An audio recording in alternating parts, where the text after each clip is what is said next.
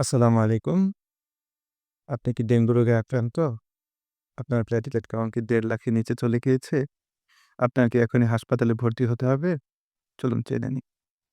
আমি ডাক্তার মোসাদ্দেকুর রহমান। আজকে কথা বলব ডেঙ্গু রোগীর কখন হাসপাতালে ভর্তি হতে হবে।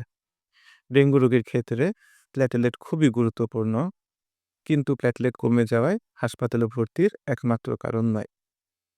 আপনার প্লেটলেট কাউন্ট যদি ৫০,০০০ এর উপর থাকে, তাহলে আপনি বাসায় থেকে চিকিৎসা নিতে পারবেন ডাক্তারের পরামর্শ অনুযায়ী। যদি ২০,০০০ থেকে ৫০,০০০ হয়, তাহলে আপনাকে সতর্ক থাকতে হবে এবং প্রতিদিন সিবিসি করে প্লেটলেট কাউন্টটা দেখতে হবে। যদি ২০,০০০ এর নিচে হয়, আপনাকে অতি দ্রুত হাসপাতালে ভর্তি হয়ে যেতে হবে। যদি আপনার জটিল ডেঙ্গু জ্বরের কোনো লক্ষণ থাকে, তাহলে প্লেটলেট কাউন্ট যতই হোক না কেন, আপনাকে অবিলম্বে হাসপাতালে ভর্তি হয়ে যেতে হবে। জটিল ডেঙ্গু রোগের লক্ষণগুলো জানতে আমার আগের ভিডিওটি দেখে নিবেন।